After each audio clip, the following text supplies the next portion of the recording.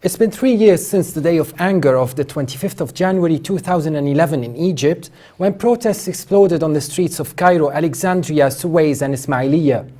The date was chosen by various opposition groups such as the 6th of April Youth Movement, We Are All Khalid Saeed Movement, National Association for Change, and the 25th of January Movement and the Kifaya Movement. 3 years onwards, 5 people have been killed in 3 separate bomb attacks in Greater Cairo this Friday morning. Over these 3 years, the people of Egypt have lived through 3 different phases: Mubarak's 3-decade regime and Morsi's Muslim Brotherhood rule, and finally the interim rule under Adli Mansour. What has been achieved and what has not?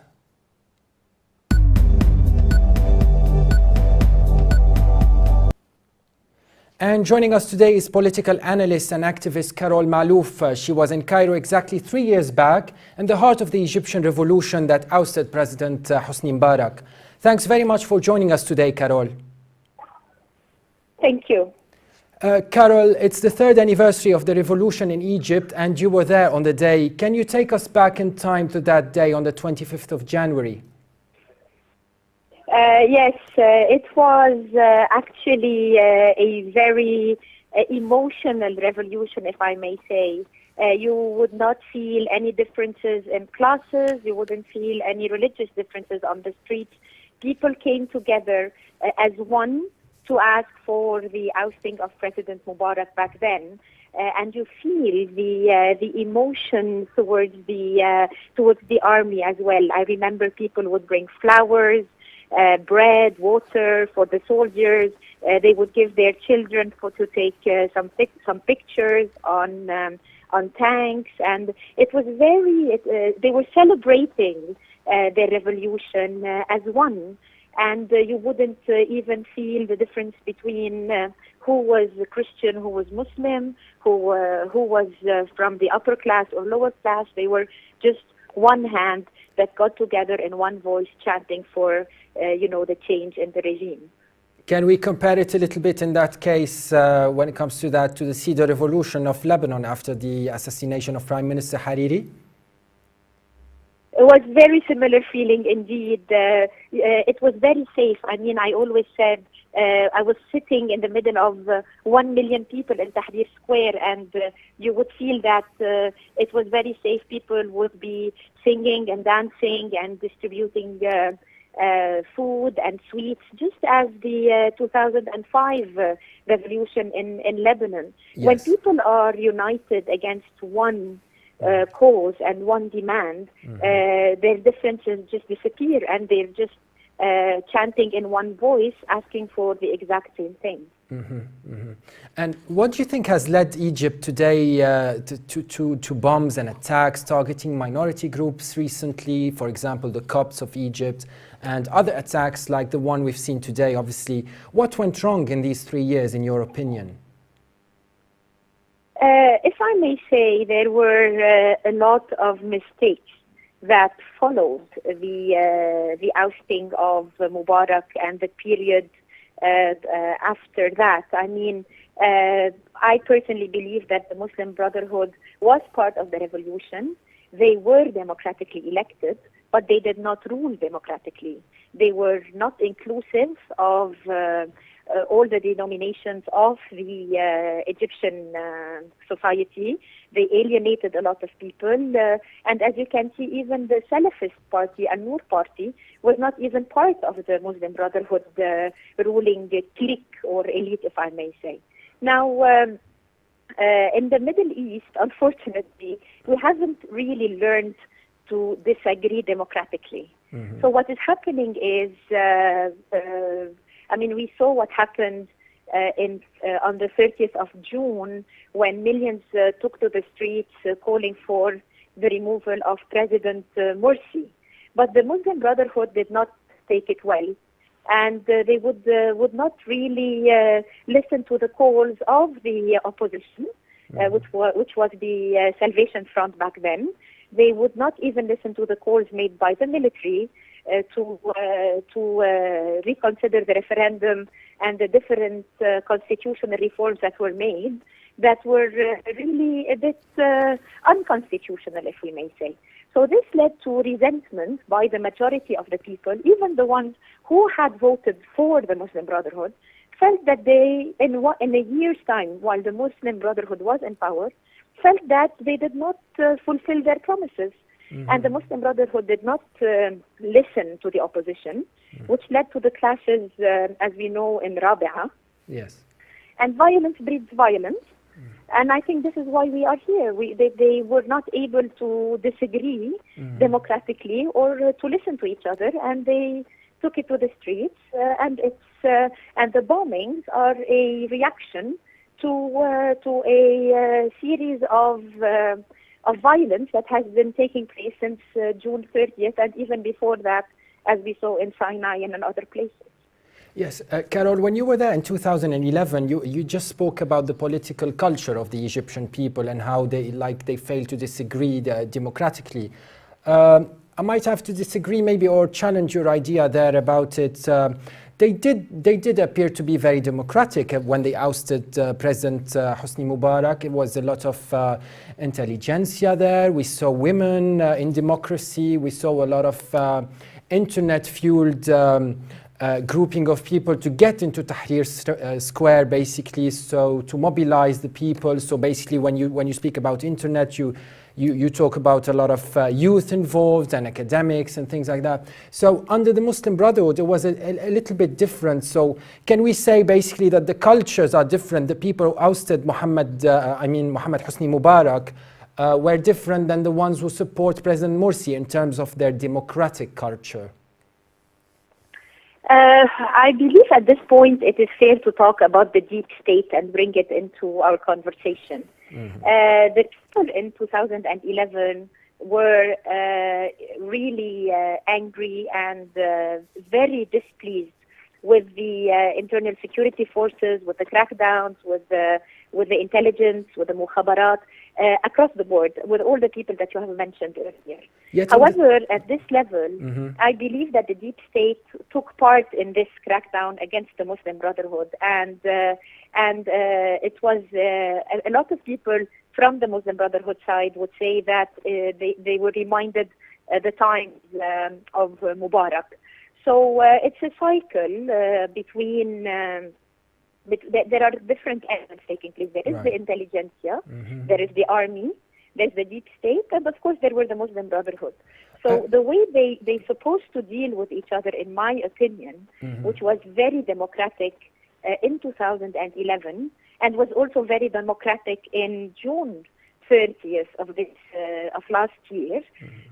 Then after that, I believe things took a different turn. In terms of resentment against establishment, the deep state, the army, and some people perceive it as, the return of the deep state that was under Mubarak is now back under Sisi. However, there is the other point of view which says that, people were very displeased with the Muslim Brotherhood rule, and they just want to move on with a more secular referendum, as they have been saying over the last few weeks with the voting. Yes. And Carol, even though we're sticking a bit to 2011, you mentioned something which is quite a bit paradoxical maybe, and we compared it to what happened in Lebanon, is the people collaborating with the army, offering them food and flowers and being nice to them. Yet at the same time there was anger, as you just said, with the mukhabarat and the pressure, the military state pressure that Hosny Mubarak imposed on the people. So it's a bit of a paradox, don't you think, back then? Well, you see, in 2011, in Egypt, just like 2005 in Lebanon, the people were chanting that the people and the army are one hand, or in Arabic, الجيش والشعب إيد واحدة. Yes. So they were seen as the army protecting the people from the state apparatus and establishment. Right. However, this time, as I mentioned, it has been perceived differently, as if the state and the army were together against the Muslim Brotherhood. So the alliances if you want to have change. Maybe for a between good the reason, different, though. Maybe for a parties good at play. reason, this alliance, don't you think? I believe personally, my personal opinion, I believe the Muslim Brotherhood have made a few mistakes. They should have listened to the opposition. I do believe that the military stepped in, giving an ultimatum of 48 hours to President Morsi to go back on his different decisions regarding the constitution. And then the people with the Tamarrud movement took to the streets, the millions. So I believe this time the military also stepped in to protect the people one more time. This is my personal opinion. Of course, and we do respect that. One more question, actually two more questions, if you don't mind. I have a question about the relation between today's blasts in Cairo and the new referendum. Do you see any relations there? Do you think some people were making a point? I'm sorry, I didn't hear the question. Can you repeat it one more time? Of course. I was asking about the referendum and today's blasts in Cairo. Yes. Do you see a relation? Do you see some parties in Egypt making a point by these acts by the blasts today? I think it's been a series of events. I think it also coincides with the anniversary of the revolution. Today is the 24th of January. Tomorrow would be the day, the 25th of January anniversary. I think it was a clear message from the disenchantment of the Muslim Brotherhood and probably their supporters. I'm not accusing anyone here. No, of course, we don't speculate, of course. Message. Yes, there is definitely a clear message with, and I was checking social media since the morning of the Rabia supporters online, and you would hear a lot of people, saying, voicing their support of what is happening, unfortunately, and referring to the Copts as as traitors, and there is a lot of sectarian rhetoric today going on in Egypt, which you wouldn't really have heard of before the Muslim Brotherhood got into power, unfortunately. So it's not particularly related to the new referendum, as in the Muslim Brotherhood opposing this referendum or anything like that. It's more about the 25th of January, the anniversary itself.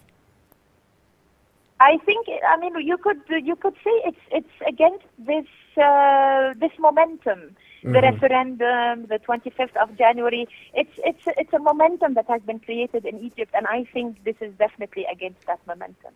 And my last question, and back to Syria, we know also that you're humanitarian. You have some humanitarian activism, of course, when it comes to the refugees. It's nothing to do with Egypt, but it is something worth mentioning, especially given your expertise on the matter. Can you tell us more about the situation in the Lebanon within the Syrian refugee camps this winter? Yes. Unfortunately, people only react when at times of crisis.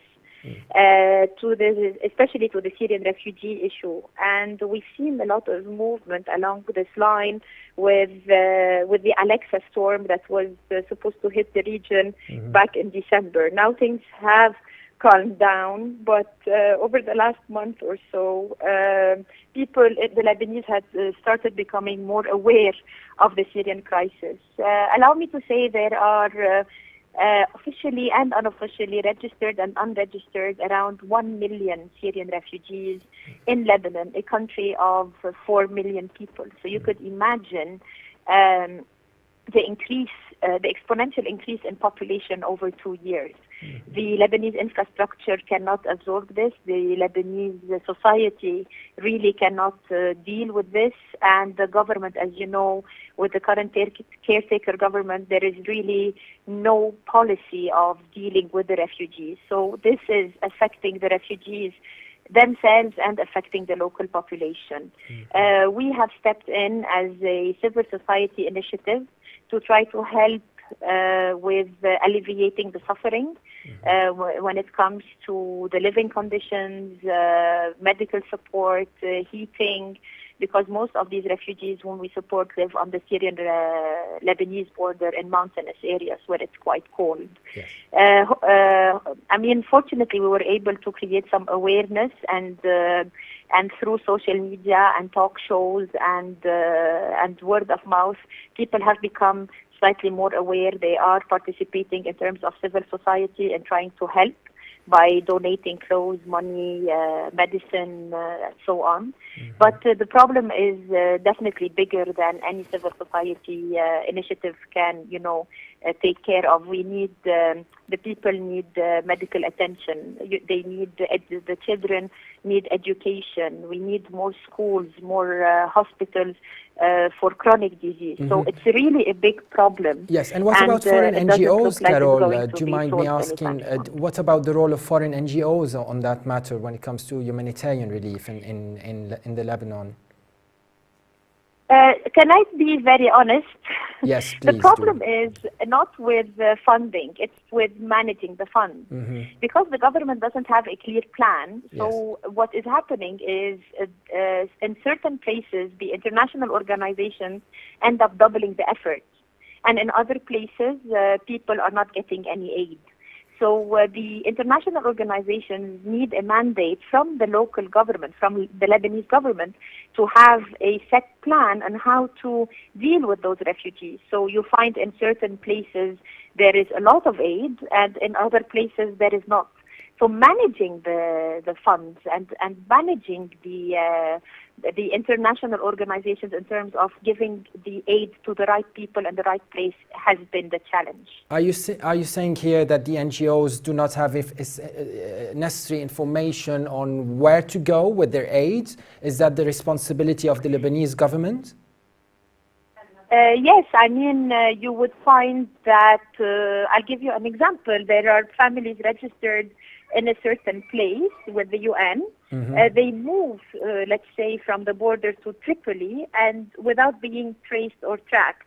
And they end up, for example, being registered in two places with two different organizations and getting aid from both. Right. So this doubling of efforts has gone to some people who are already getting aid, whereas the others are not. So this is just a simple example of how this is being done. Had the government registered all the refugees in a single database and had everybody access that database, then all the NGOs would have known where the aid is going. That's really important. Thank you very much indeed, Carol, for joining us today. My pleasure. My pleasure. Thank you. Thanks. That was the interesting Carol Malouf, also political communications consultant and lecturer in Middle East politics. And now let's move on to a small talk with Carmen.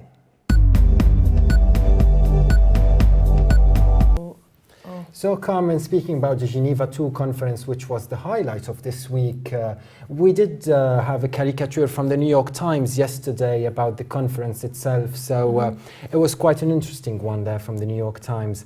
Yeah, I've seen a little pigeon in the background. What do you think that signifies? I think the pigeon actually could be anyone who's seeking reconciliation in the country, like for instance, Mother Agnes Mary of the Cross, trying to find a reconciliation element between the fighting rebels and the regime. It could be anyone who's trying to allow avenues for international foreign aid to the most vulnerable amongst the civilians suffering there. Symbolizes the dove of peace. Exactly, exactly. Regarding Geneva II, I mean, what do you think it's achieved, if anything, and can you just give us a quick overview of the main parties? For now, I think it did achieve a little bit of personality show, basically, particularly from Ms. John Kerry, US Foreign Secretary of State, and I think the star would have been Mr. Lavrov, who did challenge him indeed on his opinion, especially when it comes to including Iran in the talks. And of course, the other star would be Syrian Foreign Minister Walid al-Muallim, who challenged the UN Secretary Ban Ki-moon, asking for more time and telling him it's a big difference when it comes to being living in New York or living for 3 years in a conflict zone in Syria. And who I believe has now threatened to quit the whole He did threaten process. today, yes, he did indeed. So I think Mr. Muallim is threatening and is making a point there, but perhaps for a good reason, I think. Do you think he's buying time or something of that nature? I wouldn't really comment on that. I wouldn't think it's buying time, but it's more making a point because the regime is a bit offended by the way they've been approached at Geneva too. There are always people, some sides think that it's all about the president's fate, President Bashar al-Assad's fate, while the most important issues to tackle are terrorism, like President Rouhani said, tackle terrorism in Syria, which might spread into the whole region. Yeah.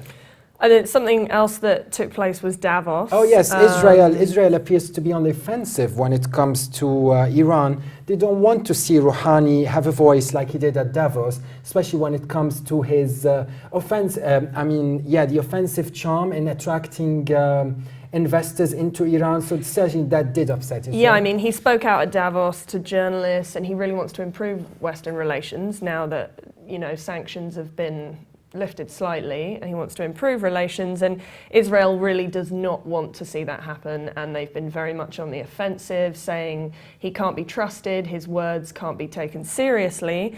And the Jerusalem Post today actually featured a headline saying Netanyahu and Perez seek to derail Rouhani charm offensive at Davos, which clearly shows us how they feel.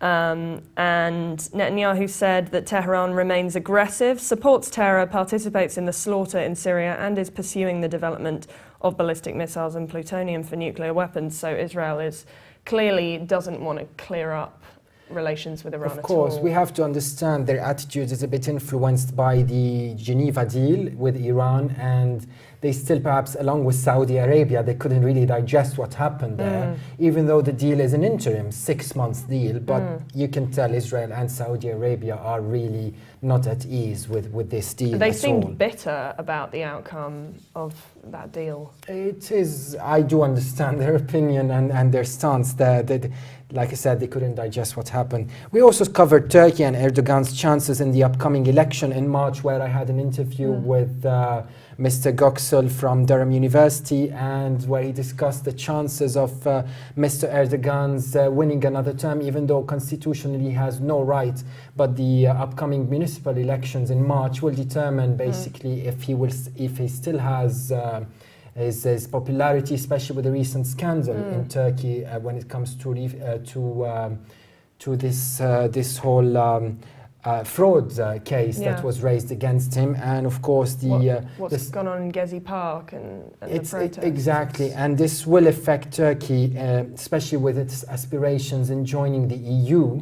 So democracy has improved under Erdogan, but transparency has not improved at all. So joining the EU is a big thing on the agenda for Turkey, isn't it? It's a big issue. Of course, and transparency has to be achieved before any possible joining and being member of the EU. We also spoke yesterday about the Special Tribunal for Lebanon that had tried and actually offered a chance for the relatives of the victims to speak, which was a first perhaps when it comes to a tribunal of this volume, where I asked our interviewee yesterday at The Hague about it, and he said it is a first, but then they wanted to put a bit of a personal element and bring up, especially as an introduction. It was not the main highlight of the session yesterday, but it was quite a first when it comes to talking about the personal impact and the soft or maybe the emotional impact on people who were left behind the assassination 9 years ago in central Beirut. And he didn't